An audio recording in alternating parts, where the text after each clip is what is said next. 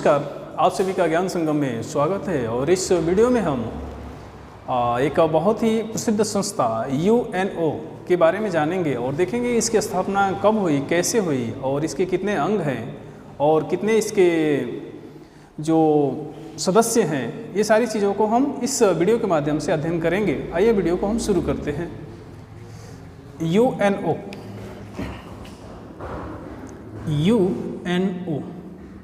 तो सबसे पहले तो इसका फुल फॉर्म जो है वो है यूनाइटेड नेशंस ऑर्गेनाइजेशन।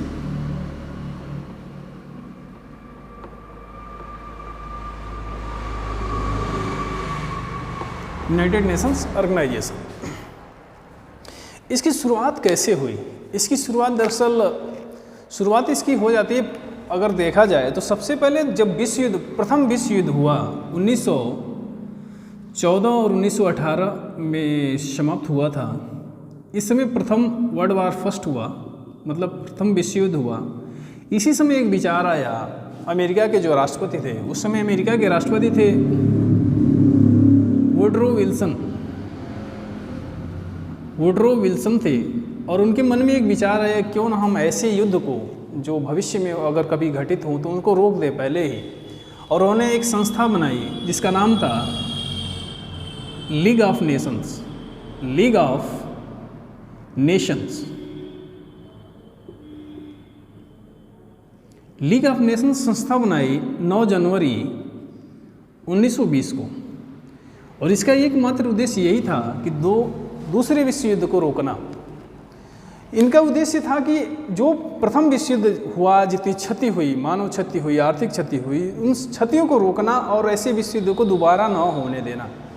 इस संस्था को बनाया था। लेकिन 1919 में वर्साय की संधि जर्मनी पर थोप दी गई। उस संधि का बदला लेने के लिए हिटलर ने क्या किया कि उसी समय अटैक हो जाता है, जर्मनी अटैक कर देता है पोलैंड पे। और पोलैंड पे अटैक करता है कब? ये प्रथम विश्व 1939 में लगभग ये अटैक करता है, 1939 में, और वहीं द्वितीय विश्व युद्ध का कारण बन जाता है। इस प्रकार देखा जाए तो वुडरो विल्सन की जो संस्था लीग ऑफ नेशंस थी वो अपने उद्देश्य में सफल नहीं हो पाई और ये संस्था विफल हो गई। लेकिन यही आगे आधार बनी किस संस्था के स्थापना में? तो यूएनओ के स्थापना में वही संस्था लीग ऑफ नेशन आधार बनी। और जैसे द्वितीय विश्व युद्ध चला 1939 से 1945, इस समय अमेरिका के राष्ट्रपति थे रूजवेल्ट। इस समय अमेरिका के जो राष्ट्रपति थे उनका नाम था रूजवेल्ट। रूजवेल्ट ने लीग ऑफ नेशन की तर्ज पे ही एक संस्था का निर्माण किया। और इस संस्था का भी यही उद्देश्य था कि ऐसी दोबारा युद्ध ना हो, ऐसे विश्व युद्ध को रोकना। रूजवेल्ट ने किसका निर्माण कर दिया? UNO का निर्माण किया, यूनाइटेड नेशंस ऑर्गेनाइजेशन का निर्माण किया। और कब किया? तो ये किया 24 अक्टूबर 1945 को। 24 अक्टूबर 1945 को रूजवेल्ट ने किसकी स्थापना कर दी? यूनाइटेड नेशंस की स्थापना किया यूनाइटेड नेशंस की स्थापना किया। और इसका हेडक्वार्टर कहाँ है? तो इसका मुख्यालय आप याद रखिएगा, इसका मुख्यालय न्यूयॉर्क के मैनहट्टन द्वीप पे है। मैनहट्टन द्वीप पर स्थित है, ठीक है, मैनहट्टन द्वीप पर स्थित है। ये जो मैनहट्टन द्वीप पे स्थित है, ये लगभग 17 एकड़ जमीन जो है ना, ये मतलब दान दी गई है रॉक डीफेलर के द्वारा। डीफेलर ने इस जमीन को दान में दे दिया था। उसी पे इसका मुख्यालय स्थित है। किसका? UNO का मुख्यालय स्थित है कहाँ पे? न्यूयॉर्क के मैनहट्टन द्वीप पे स्थित है। अगर इसके सदस्यों की बात करें तो सदस्य इसके सदस्य अभी वर्तमान में 193 हैं।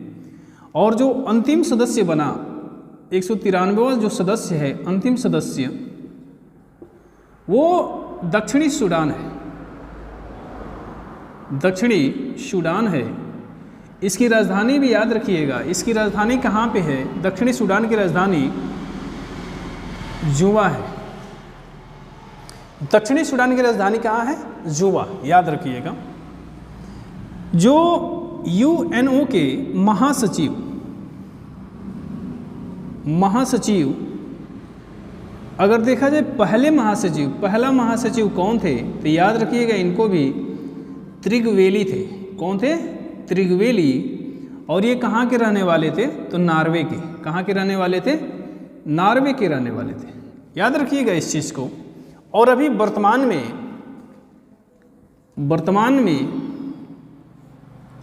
एंटोनियो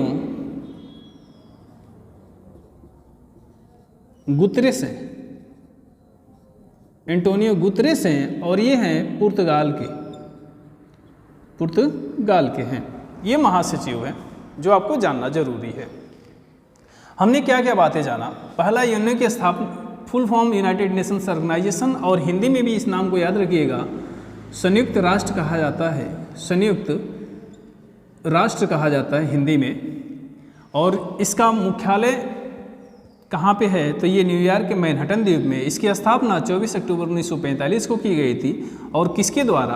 तो रूजवेल्ट के द्वारा, जो अमेरिका के तत्कालीन राष्ट्रपति थे। और इसके सदस्य 193 हैं वर्तमान में। अंतिम सदस्य जो है दक्षिणी सूडान है और उसकी राजधानी कहाँ पे है? जुबा है। इसके जो पहले महासचिव हुए वो त्रिगवेली थे, नॉर्वे के रहने वाले, जबकि वर्तमान में एंटोनियो गुतरेस हैं और ये कहाँ के रहने वाले हैं? पुर्तगाल के रहने वाले। आइए कुछ अलग हम इससे हट के देखते हैं इसमें और कौन कौन से इसके अंग हैं।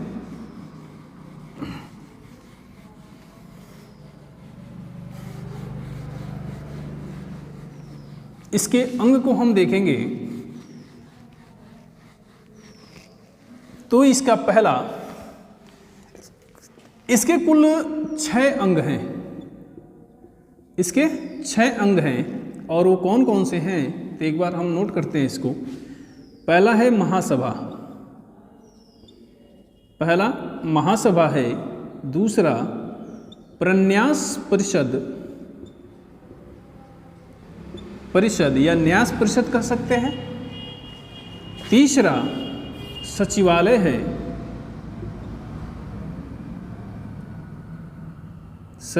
है। चौथा अंतर्राष्ट्रीय न्यायालय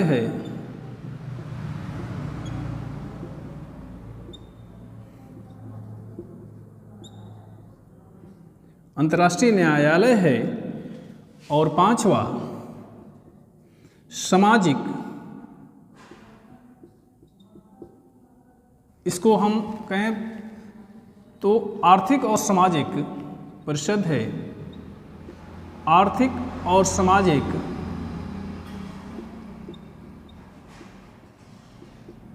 परिषद है।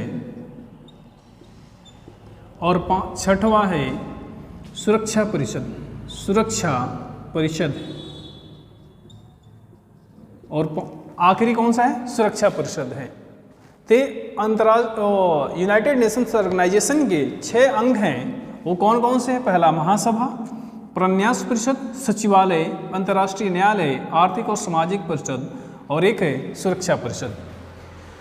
महासभा में भी जो सदस्य हैं 193 सदस्य हैं। जितने सदस्य यूएन के हैं 193, उतने ही सदस्य महासभा के हैं। और इसकी बैठक हर साल, जो बैठक है इसकी हर साल सितंबर के महीने में होती है। और इसकी बैठक में 193 सदस्य देशों के शामिल होते हैं, इसलिए इसे लघु संसद भी कहा जाता है या दुनिया की संसद कहा जाता है। इसे लघु संसद या दुनिया की संसद कहा जाता है। और सबसे महत्वपूर्ण बात, महासभा के जो अध्यक्ष होते हैं, महासभा के अध्यक्ष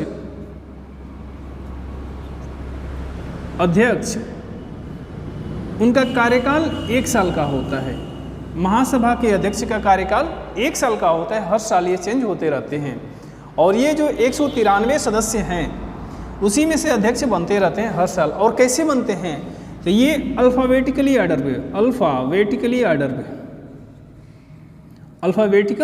ऑर्डर पे ये अध्यक्ष बनते हैं। ठीक है। एक और क्वेश्चन यहां से पूछा जाता है कि महासभा की पहली महिला अध्यक्ष, महासभा की पहली महिला अध्यक्ष कौन थी? तो ये नोट करिएगा, इनका नाम था विजया लक्ष्मी पंडित। और ये कौन थी? ये भारत की थी और इनका ये जवाहरलाल नेहरू जो हैं प्रथम प्रधानमंत्री हमारे देश के, उन्हीं की ये बहन थी विजया लक्ष्मी पंडित और महासभा की पहली महिला अध्यक्ष थी। इसी प्रकार जो प्रन्यास परिषद है, प्रन्यास परिषद ये जो इतनी बड़ी संस्था है जो इनमें है, उसके लिए ये अर्थ का मतलब कहा जाए कि धन अगर कोई प्रदान करता है, कोई अगर पैसे देता है तो वह प्रन्यास परिषद व्यवस्था करता है पैसे की। हर एक देशों का अपना इसमें योगदान होता है। जैसे सबसे ज़्यादा योगदान इसमें किसका है? तो अमेरिका का है। इंडिया का देखेंगे तो लगभग 1% के आसपास भारत का है। इंडिया का इसमें योगदान लगभग कम है, 1%। अमेरिका का सबसे ज़्यादा लगभग 22% के आसपास में है। तो जो जितना योगदान देता है यूएन में उसका उतना चलता है यहाँ पे। तीसरा बात सचिवालय का। सचिवालय का जो सचिव होता है उसे ही यूएनओ का महासचिव कहा जाता है। यूएनओ का महासचिव कहा जाता है, उसे यूएनओ का महासचिव कहा जाता है, महासचिव कहा जाता है। और इसका कार्यकाल जो होता है 5 साल का होता है, 5 साल का कार्यकाल होता है। और अभी हमने देखा पहले जो महासचिव कौन थे? त्रिगवेली थे। और जो वर्तमान में हैं उनका क्या नाम है? Antonio Guterres. अभी हमने देखा था गुतरेस हैं और ये पुर्तगाल के रहने वाले हैं, जबकि पहले वाले नॉर्वे के रहने वाले थे। 2 ऐसे महासचिव हुए हैं। पहला कोफी अन्नान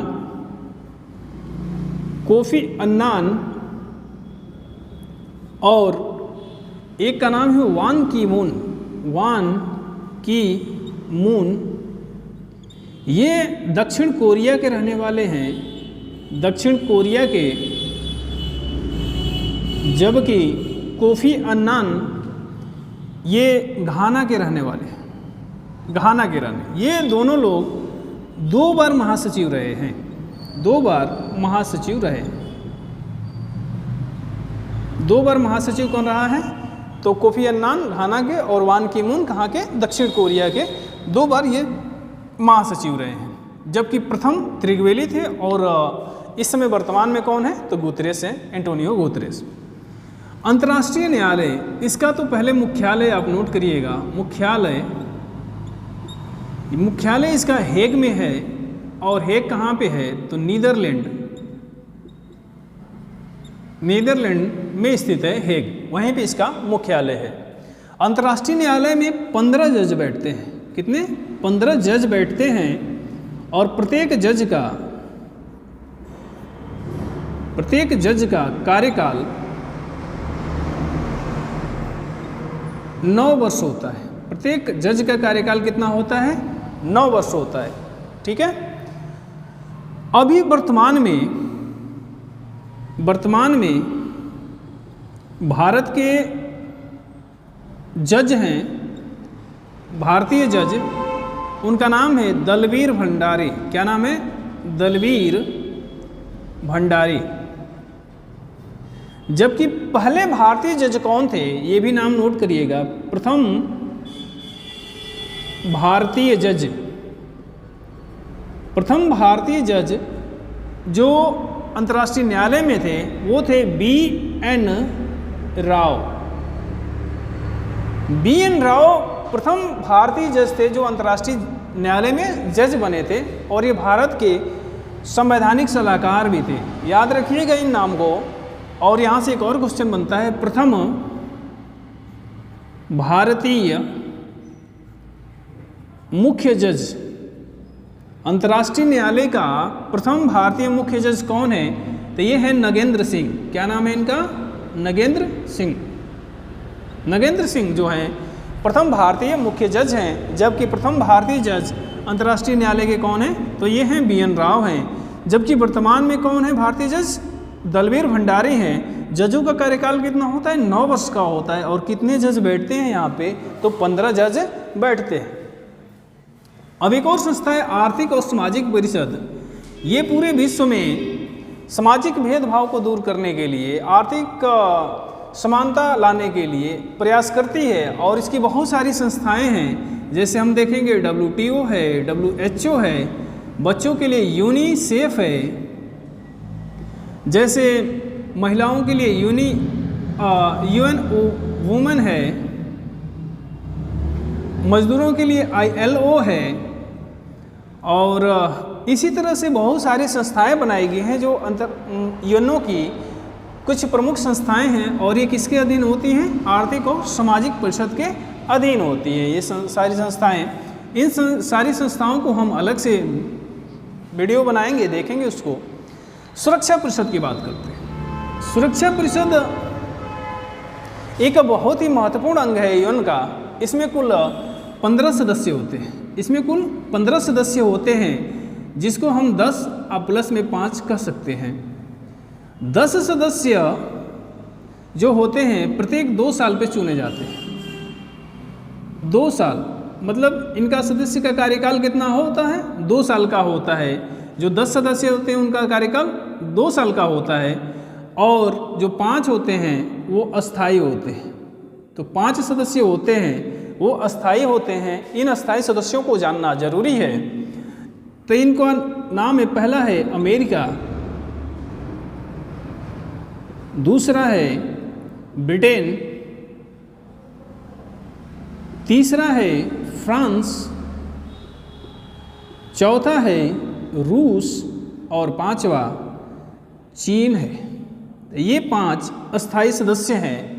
इन 5 के पास वीटो है, और इन 5 के पास सबसे बड़ी जो बात है वो है वीटो पावर है। वीटो पावर का ये यूज करते हैं, वीटो पावर का यूज कर सकते हैं। इनके पास 5 जो अस्थायी सदस्य हैं, कौन कौन से हैं 5 अस्थायी सदस्य? तो हम देखेंगे 5 जो अस्थायी सदस्य हैं, पहला उसमें है अमेरिका है, दूसरा ब्रिटेन, तीसरा फ्रांस, चौथा है रूस, और 5वां जो है चीन है। और इनके पास क्या है? वीटो पावर है। वीटो पावर क्या होता है? तो वीटो पावर ऐसा एक तरह से पावर होती है, एक शक्ति होती है। अगर मान लेते हैं कि इन 5 में से 4 किसी बात पे सहमत हैं और कोई भी पांचवा एक असहमत हो जाता है, तो उस बात का महत्व नहीं रह जाता है और उस बात को समाप्त मान लिया जाता है। इस प्रकार से अगर किसी कार्य को करना है तो इन 5 का सहमति होना जरूरी है। अगर कोई एक सदस्य सहमत नहीं होता है तो उस कार्य को नहीं किया जा सकता है। यही है वीटो पावर। सुरक्षा परिषद को दुनिया का पुलिसमैन कहा जाता है। दुनिया का पुलिसमैन कहा जाता है। पुलिसमैन कहा जाता है। सुरक्षा परिषद दुनिया का क्या है? पुलिसमैन है। अब यहाँ आइए कुछ और बातों को हम जान लेते हैं।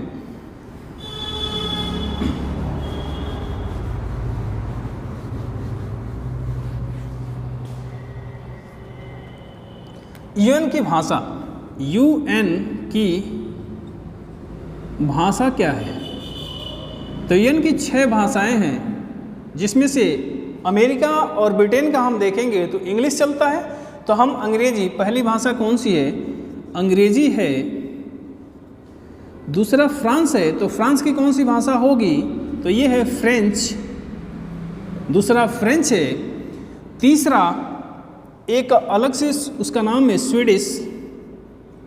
स्वीडिश भाषा है, स्वीडिश में स्पेनिश। और चौथी जो भाषा है वो है अरबी। और 5वीं रूस की रशियन भाषा है। और 6वीं जो है चीनी भाषा कह सकते हैं। और वो कौन सी भाषा है? मंडारिन। ये 6 भाषाएं हैं यूएन की भाषाओं में शामिल हैं। कौन कौन सी यूएन की ऑफिशियल भाषा कौन सी है? तो पहला कौन सी है? अंग्रेजी है, दूसरा फ्रेंच, तीसरा स्पेनिश, चौथा अरबी भाषा है, जबकि पांचवा रशियन भाषा है और छठवा जो है चीनी भाषा मंडारिन है। जो ऑफिशियल भाषा है या हम कहें कार्यकारी भाषा यूएन की, कार्यकारी भाषा, दो भाषाओं को कार्यकारी भाषा माना गया है, जिसमें पहली भाषा है अंग्रेजी और दूसरी फ्रेंच है, और दूसरी फ्रेंच भाषा है। तो इन दो भाषाओं को कार्यकारी भाषा माना गया है। यानी कोई भी काम जो हो रहा है, जैसे अंतर्राष्ट्रीय न्यायालय का जो विवाद होगा तो किस भाषा में ये सुना जाएगा? तो दो ही भाषा, अंग्रेजी और फ्रेंच में सुना जाएगा। तो ये था यूएन से संबंधित कुछ विशेष तथ्य जो एग्जाम के दृष्टिकोण से बेहद महत्वपूर्ण हैं। इस वीडियो में बस इतना ही, और आप ज्ञान संगम को देखते रहिए। जय हिंद।